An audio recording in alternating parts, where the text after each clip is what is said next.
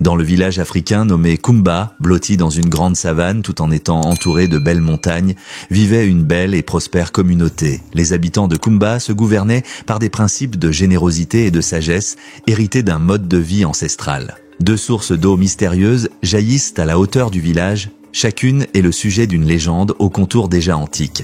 La toute première source, désignée sous le vocable de source de la sagesse, était claire, lumineuse évidemment. Pour peu qu'on les bût avec un cœur pur, on prétendait que ces eaux révélaient les savoirs les plus secrets. Deuxième source, sous les auspices de laquelle le nom de source de l'oubli s'érigeait, sombre, opaque, ces eaux promettaient en effet de secourir celui qui, tout en les buvant, consentait à oublier peines et souffrances, mais aussi responsabilités et liens entre les êtres. Les sages du village expliquaient que ces sources avaient été créées par les esprits pour évaluer le cœur des hommes et qu'à chaque génération, un jeune du village désigné pour un pèlerinage à ces sources revenait alors en rapportant une leçon pour la communauté. Un jour, 2 frères nommés Kofi et Amara furent sélectionnés pour embarquer dans un pèlerinage. Kofi, l'aîné, nourrissait de grandes ambitions et aspirait à devenir le chef du village. Il était à la fois fort et vaillant, mais son arrogance obscurcissait parfois son cœur. En revanche, Amara, le benjamin, se distingue par son humilité et sa générosité.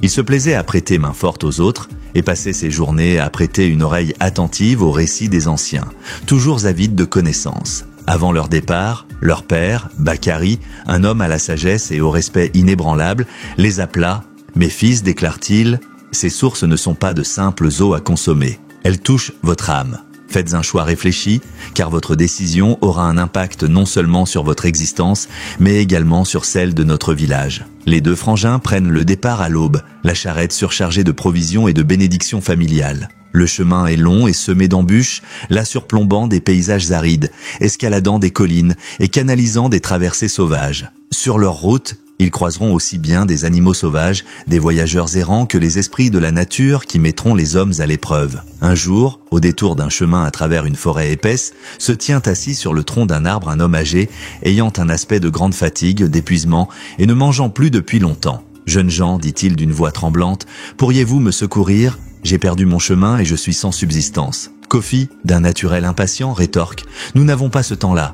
Nous avons une mission. » Amara ressent pourtant de l'émotion pour ce vieil homme, donne de ses provisions et décide de l'accompagner pour lui montrer le chemin. Kofi, agacé, poursuit seul. Plus tard, quand Amara escompte rejoindre son frère, Kofi lui fait reproche à juste titre. « Tu perds ton temps avec les autres ? Nous n'avons pas dit que nous devions nous concentrer sur notre objectif. » Amara répond simplement, sourire aux lèvres, « On doit aussi aider les autres. » À la fin de plusieurs jours de voyage, les 2 grands frères sont enfin arrivés sur les rivières. L'eau de la source de la sagesse ressemble aux étoiles brillantes et celle de la source de l'oubli est plutôt sombre et envoûtante. Sans aucun doute, Kofi se rend à la source de l'oubli. « J'en ai assez de mes angoisses et de mes doutes, dit-il. Je veux être libre de tout ce qui me paralyse. » Longuement, il se mit à la source et presque instantanément, son visage s'éclaira d'un sourire serein. Mais il finira aussi par oublier son frère, son village et ses devoirs. Il erra seul, errant sans mais. Pour sa part, Amara se rapproche de la source de la sagesse. Il l'absorbe à petites gorgées et tout de suite des visions lui apparaîtrent. Il voit la souffrance de son village, les défis qui l'attendent, mais aussi les possibilités de s'en sortir. Il comprend alors que la sagesse est d'aimer et de donner. Amara fait retour au village de Kumba avec les savoirs et le savoir-faire qu'il a appris. Il éduque les enfants, aide les paysans à cultiver leurs champs et devient le guide de tous.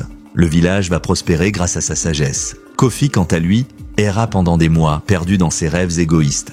Un jour, il tombe sur un autre voyageur qui lui rappelle son village et sa famille. Kofi, réalisant son erreur, retourna à la source de la sagesse. Il remet à nouveau, mais cette fois, il demande pardon aux esprits.